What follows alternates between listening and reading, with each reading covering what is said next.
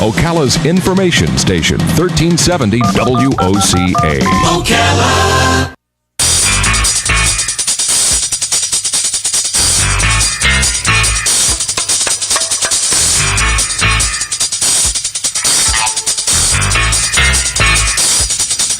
All right, 26 minutes before 11 o'clock. Beautiful Wednesday. And boy, the whole country is freezing except for us. I think we're left out of it. And maybe it'll stay that way. I don't know. If it doesn't do it that way, though, you can't really sue anybody. You can't sue Mother Nature or God or anything. But you can sue other people. That was a terrible intro, wasn't it? John Fuller is here, if you couldn't figure that out from the music and from my terrible intro.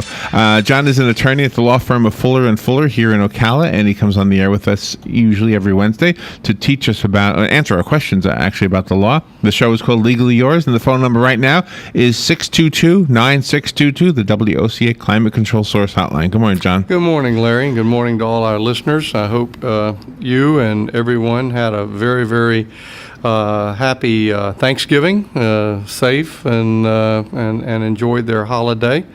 And it's good to be back live.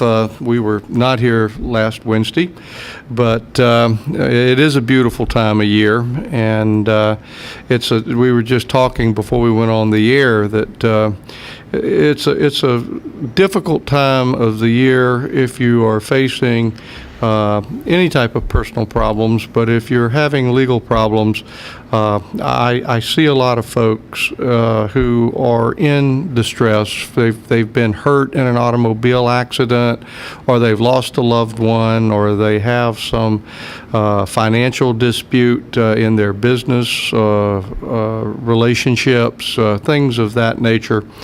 And especially in family law, and I always encourage folks to try to be good to themselves. Take a deep breath. If you feel overwhelmed, certainly you can call your lawyer and talk about the legal issues, but oftentimes it's more than just that. And so I always remind folks that if you think you need to talk to someone, think about a counselor, because it's, it's oftentimes, I have seen so many of my clients in acute emotional distress profit from doing that. And it's something to keep in mind because the holidays seem to really, intensify human feelings and emotions. And if you're already in a difficult situation for whatever reason, you need to take care of yourself, because that's what you've got to do first in order to deal with the problem and in order to cope with whatever may be a trouble. So I'm not qualified to do any counseling, but I certainly recommend to folks to keep that in mind. I had a suspicious activity on my PayPal account. 5 attempts to take money from my account, all in the form of euros, all going to an email in Italy with the guy's name, unless it was a fake name. Okay. So I caught it in time to stop 3 of them, but 2 of them went through, and the 2 that went through were for 100 euros each, which is $140. $140 was taken out of my bank, Wells Fargo, twice. So I was out $280 by the time I caught it. Fortunately, I caught it in time, and apparently PayPal would have refunded me anyway, because they figured it out. Anyway, long story short, I'm getting my money back. It's not there yet, but supposed to be there sometime today. So I want to write this guy in Italy a letter, since I got his email address. I want to call him every word that you don't think I'll ever say, John. But could you take somebody, let's say, obviously if he's in Italy, I couldn't do much. But let's say it was somebody here. He didn't get away with anything because PayPal's going to give it all back to me. Could I just take him to court just to slap around a little bit legally? Well, certainly not with him in Italy and you here and it being $280. But another thought that crossed my mind as you were saying that, and your feeling of violation and indignation are perfectly normal, but I would caution, don't attempt to email or communicate with anybody who's running a scam or who you think is running a scam, because the more you do that, the more information they have on you. They then would have your email address, and that may be able to lead to them finding additional personal or privileged information about you or your finances, and same thing with cell phone numbers and those kind of things. You need to be extra vigilant. Several of the local banks are sending out notices and letting their customers know that identity theft is prevalent, and it's something that crazy. you need to be very vigilant about. And obviously, there are circumstances where you can't really protect yourself, but to be sure and check your accounts periodically and to communicate with your financial institution. Yeah, I was just lucky. I looked at it. That's true. Yeah. The phone number is 622-9622 if you have a question for John about your legal situation and getting scammed. Is there any recourse for being scammed? Not necessarily my circumstance, but... Well, I think, the bank or financial institution or credit cards usually make the person whole, and so then the cause of action would belong to whoever reimbursed you. So we'll take a call. Okay. Good morning. You're on the air with John Fuller. Good morning, Mr. Fuller. Good morning, sir. How are you? Good, thank you. I have a question. My daughter works for a company. I won't name the company or the kind of work she does, but on holidays and different times of the year, she'll work 60 hours, sometimes even almost 70 hours a week. Instead of paying her for the hours that she works, they pay her for 40, and they hold the extra hours in reserve, and if she ever has a week where she's short, they add those hours on. My son, who is in business for himself and hires people, said that that's illegal. Is that true?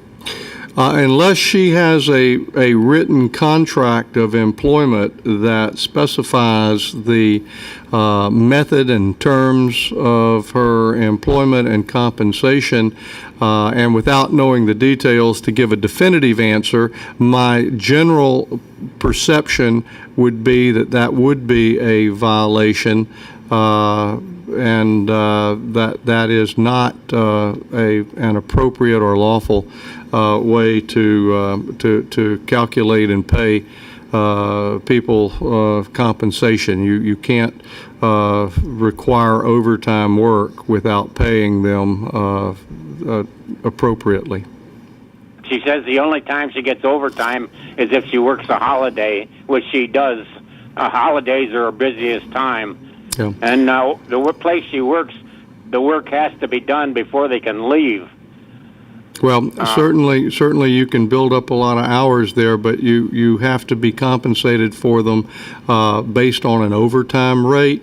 I would suggest that your daughter, if she wants to get a specific definitive analysis of what is happening to her, that she compile all of her payroll records, her check stubs, her time clock sheets, or hours worked, and make an appointment with a lawyer who specializes in employment law.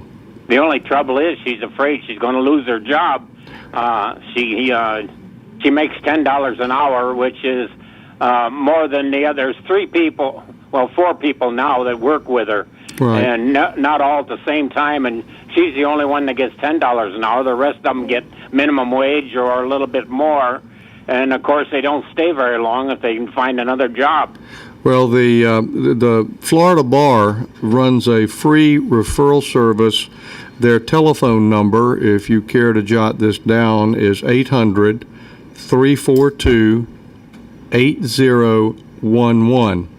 And if you call that toll-free number, there will be a member of the Florida Bar who will answer the phone. You tell them what the general nature of your legal problem is and the geographic area that you live in, and they will give you the name, phone number, contact information of 3 individual lawyers in that geographic area who specializes in the area of law that you need a specialist in. Employment law is an area that has some degree of specialization in it, and so I would not want to try to provide any more detailed answers based upon just general information and a show of this nature. But it sounds to me like it is not appropriate, and she should get a definitive opinion from someone who can review the details, look at her records, look at what's been done, and advise her accordingly. Well, suppose she does this and she gets fired. Well, there are remedies. There are remedies for, if you're just working as what is called an at-will employee. That means you don't have a contract. You can quit anytime you want to. Your employer can fire you anytime he or she wants to. However, if the termination is based upon discrimination or hostile work environment or violation of the wage and hour laws, and you are fired because of complaining about that, or because you become a whistleblower and you are fired because of that, they are individual distinct remedies that are available to you through the law that allow you to pursue a claim for wrongful discharge. Again, it's very fact specific, and you would need to talk to someone, she would need to talk to someone who specializes in the area and who gets the detailed information and is able to give her a reasoned and analyzed opinion. Thank you very much. Yes, sir. Thank you for calling. Good luck to you, and good luck to your daughter. Thank you. And we have another phone call. Good morning. You're on the air with John Fuller. Good morning, Mr. Fuller. Good morning, sir. I'm glad to hear from you. Family.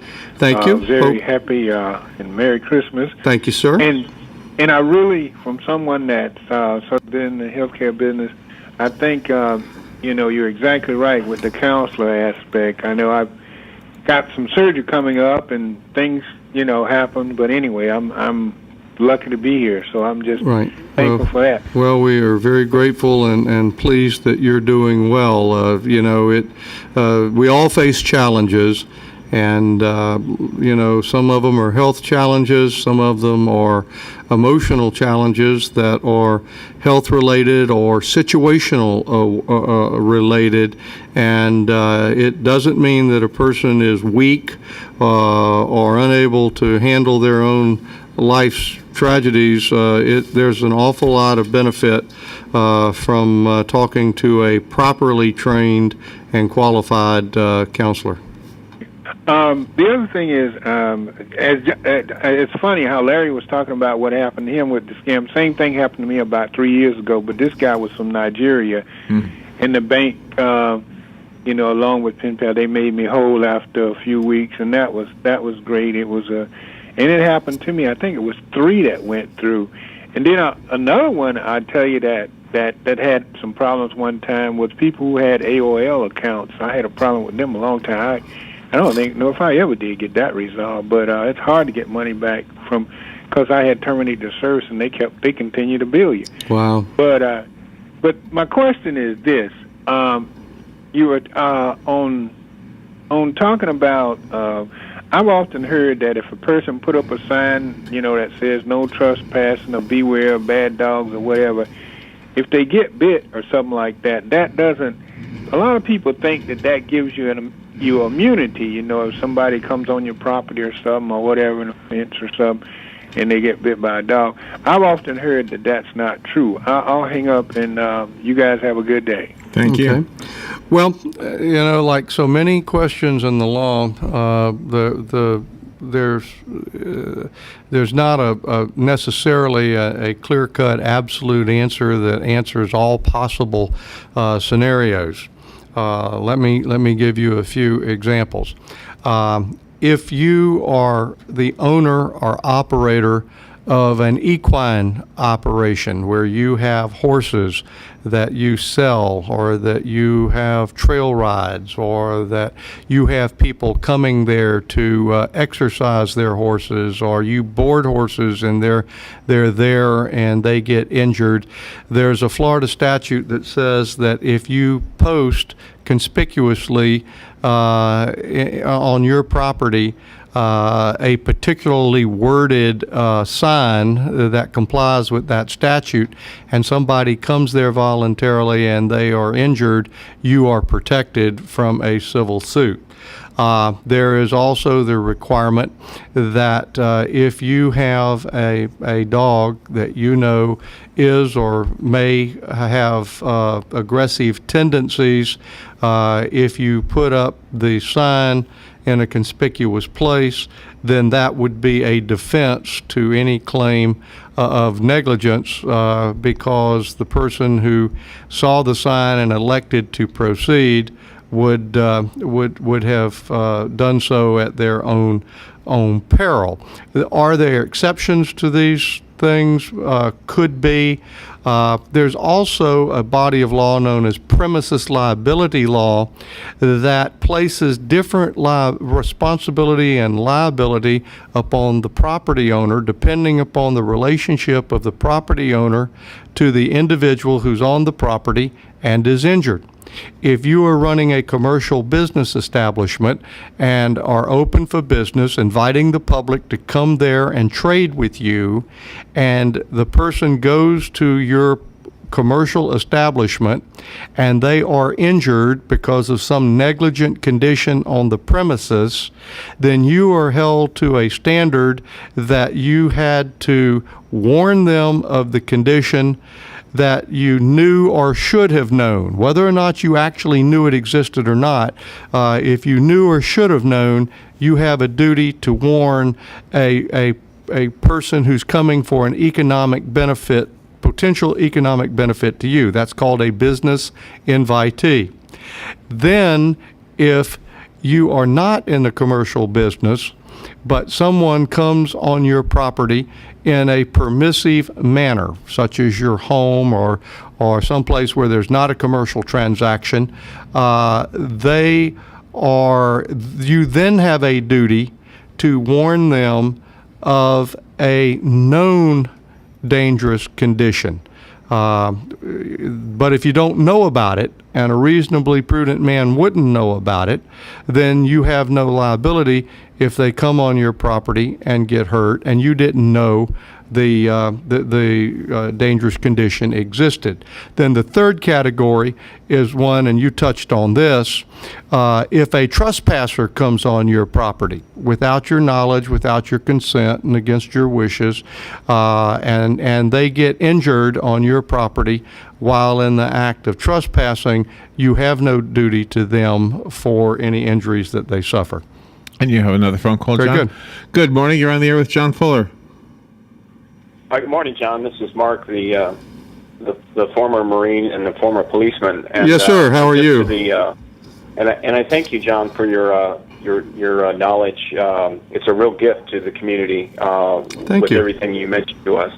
If you didn't mind, John, I'd just like to say to the gentleman that called, communicating about his daughter, I just typed in the internet for Ocala labor lawyers, and there are lawyers that specialize in labor. And if his daughter does get fired, the only recommendation, just to reemphasize what the lawyer John just mentioned to the father, was that she document her hours and have a running log over what period of time, John, maybe you could recommend. But I would say at least a 6 or an 8 week period of time, as detailed as possible, where she could present her case to her lawyer, labor lawyer. And there are some here in Ocala. If she is fired because she demanded the overtime pay, there are laws in place, federal laws in place for which are hand in hand with the Department of Labor.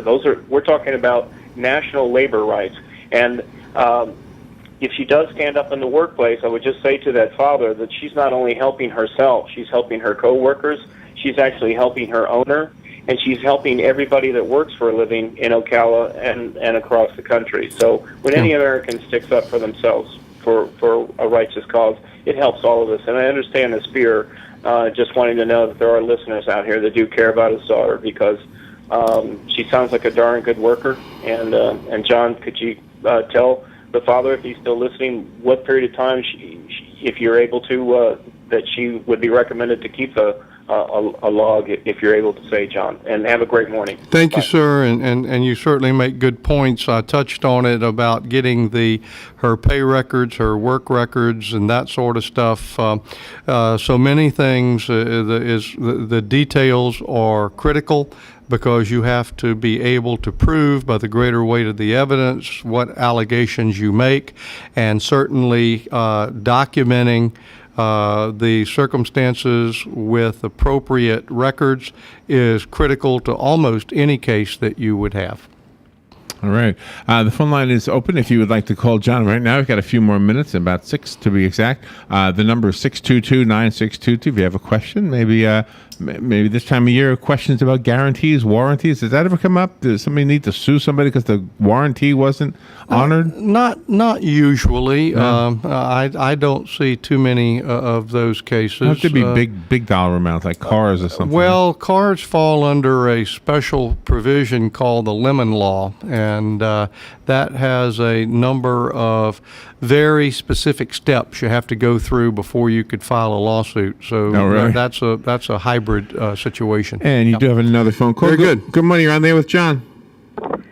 Good morning. Good morning, sir. How are you? I have a question for you. Yes, sir. Good. I have a question for you. I recently bought a house, and there's a large tree that hangs over my neighbor's property. And I can't get a hold of the guy. I don't know what to do, because I'm worried some of it, could fall on his property. Okay.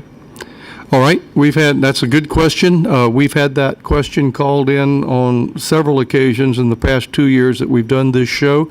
And I think it's a very good question to revisit. And I appreciate you asking it, because it does come up frequently with joint property owners. This is what Florida law says about that. If the tree is on your property and the limb overhangs on the adjoining property, and the limb falls off, blown off, the tree's blown down, struck by lightning, whatever, if the tree had no apparent decay or did not appear to be dead, did not appear to be damaged, but appeared to be intact and structurally sound, so that a reasonably prudent person couldn't look at that tree and have any perception that the tree was anything other than healthy and thriving, but nevertheless, the tree falls over on the neighbor's yard or house or what have you, you do not have any liability for that. If, on the other hand, the tree appears to be diseased, dead, decayed, or splitting, or you have reasonable knowledge that you should know that the tree was fragile, and you allow it to remain in that condition, and then it falls down on the neighbor's property, then it's your responsibility.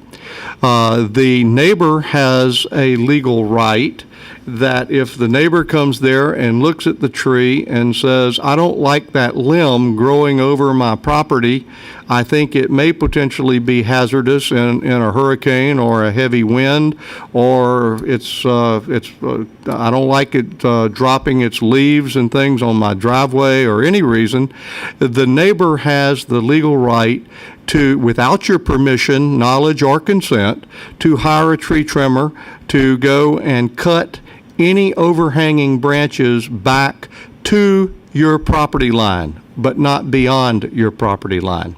So that's pretty much a summary of the law of trees on the boundary line. Well, and if Thank you very much. Yes, sir. My pleasure. Thank you for calling. I didn't mean to interrupt. Does that apply to a renter as well? Same thing? Yes.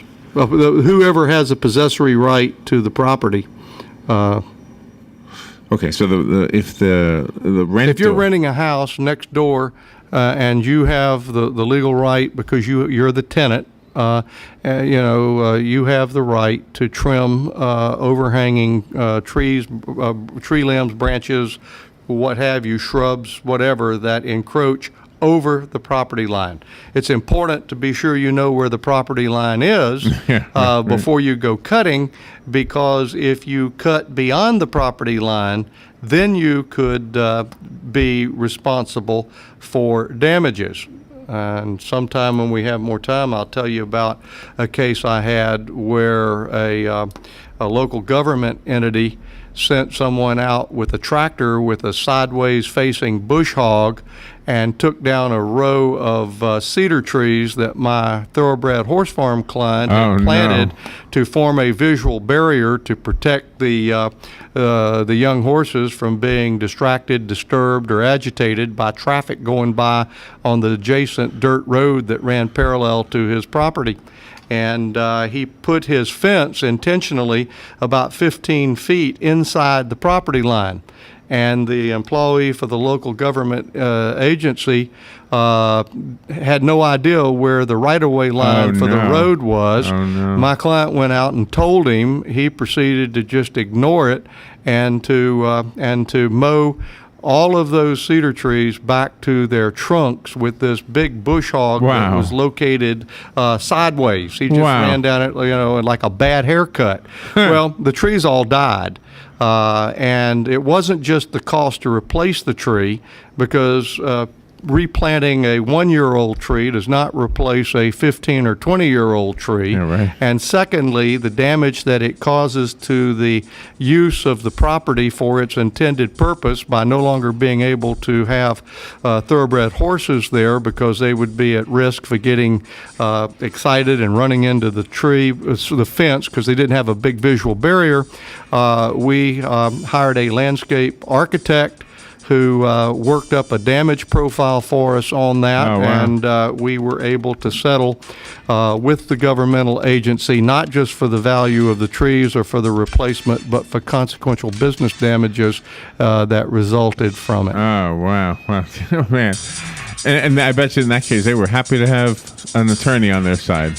Well, they called me while it was happening, and we did everything to put the county on notice that they needed to cease and desist. That's even worse. That they were, they needed to stop because the right-of-way line, they were trespassing on his property, cutting down his trees, and the gentleman running the tractor thought that he knew better than anyone else, and so it ended up with a substantial claim. My goodness. All right, John, how do we get a hold of you? What's your number? Okay, we're our law firm, Fuller & Fuller, has offices here in Ocala and the Villages. Our local number is 352-547-4292, and we have a toll-free number, 855-534-2565. If you have a legal problem in Social Security disability, commercial business litigation, accident cases, or a complex involved family law matter,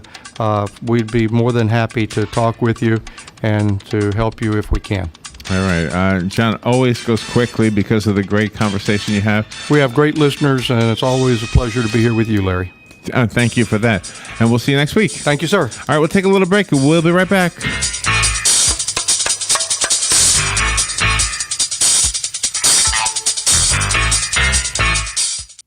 Ocala's information station, 1370 WOCA. Ocala. ABC News Now. I'm Karen Chase. Bone-chilling cold is either here or on the way across much of the U.S. as the Polar Express brings the coldest weather in 16 years to steps. The Midwest and Plain states have already taken the plunge in temperature. Snow totals in Minnesota could top 15 inches.